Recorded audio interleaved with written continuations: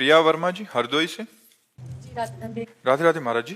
महाराज जी, मेरा स्वभाव है कि सही को सही, गलत को गलत कहती हूँ। इस वजह से मेरे परिवारजनों से मेरी बनती नहीं, चाहे मैं हूँ या कोई और हो। किसी के साथ गलत या अन्याय बर्दाश्त नहीं करती। कई बार बड़े झगड़े हो जाते हैं। मैं क्या करूं महाराज जी? मैं क्या बदलूं अपने आप को, या मतलब कैसे करूं महाराज?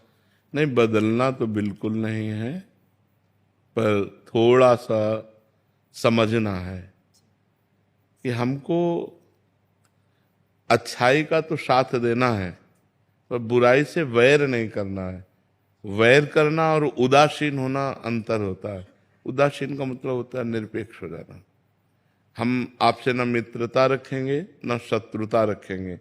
अगर हम वैर करते हैं तो वो गलत था बुराई करके, और हम गलत हो गए वैर करके, बात तो एक ही हो गई ना। वो बुराई कर रहा है और हम बुराई का वैर कर रहे हैं, तो हम भी तो बुरे हो रहे हैं।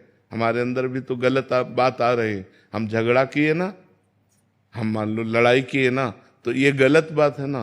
हमको उपेक्षा कर देनी चाहिए। उसे कहते हैं शास्त्रीय शब्दों में उदासीनता। उदासीनता न मित्रता और न शत्रुता। आपका आचरण है, आप जानिए।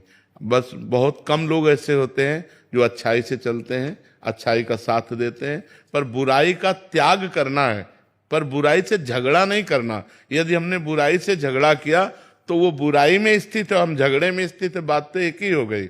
एक आदमी बुरा कर रहा है और एक आदमी बुरा उसको कह रहा है, तो समय तो दोनों का उसी बुराई में जा रहा है ना। तो अंतर क्या पड़ा? अंतर यह है, यदि हम में सामर्थ्य हो तो हम अपने प्यार के बल से, अपने धर्म के बल से उसकी बुराई दूर कर सके, ना कि बुराई का वैर करें। वैर करना बुराई की निवृत्ति नहीं होगी और बुराई को बढ़ोतरी होगी।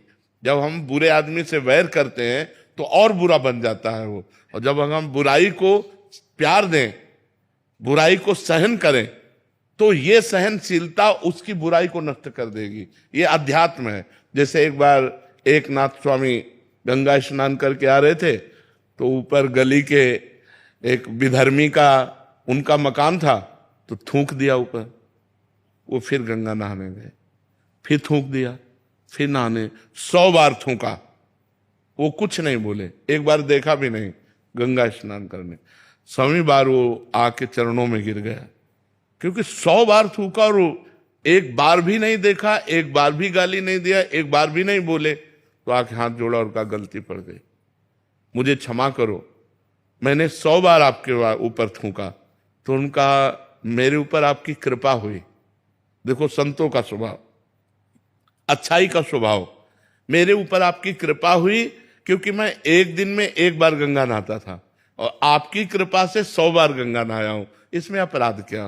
वो जिंदगी भर के लिए बुराई छोड़ दी। ऐसे गंभीर संत होते हैं। तो हमें चाहिए, अच्छाई हमारी यही है कि बुराई हमको परास्त ना कर पावे और बुराई से हमारा वैर ना हो पावे। त्याग। महाराज जी, ये कैसे करें? नाम जप। नाम जप करोगे, नाम जप में बहुत सामर्थ्य होती है। जब अपने अंदर साधुता लाएंगे, हम नाम जप करेंगे, तो चाहे स्त्री हो चाहे पुरुष, बराबर भगवान की कृपा सब पर है। तो हमारे ऊपर जब कृपा होगी तो हम ऐसे सहनशील बन जाएंगे। नहीं, वैर करते करते आप देखो, एक शब्द बोली कि अच्छाई छोड़ दूं, कितनी कमजोर हो गई कि आप अच्छाई को छोड़ने के लिए प्रश्न कर दिए। इसलिए अच्छाई छोड़ने वाली चीज नहीं है। आज तो अच्छाई पे लोग चलना नहीं चाहते, पर अच्छाई को अभिमान में ना लाएं, वैर ना करें, भगवान का स्मरण करें और सबको सुख पहुंचाने की चेष्टा करें। यही अच्छाई है। वो अच्छाई ज्यादा अच्छी नहीं है जिसमें हम दूसरों को क्लेश दें, दूसरों से लड़ाई झगड़ा करें कि हम बहुत अच्छे हैं, आप गलत हो। ये ठीक नहीं है। इससे परिवार में लड़ाई झगड़ा होता रहेगा और आप अशांत रहेंगे और आपको अच्छाई से भी घृणा होने लगेगी कि वो अच्छाई किस काम की जिसमें रोज झगड़ा हो। इसलिए सही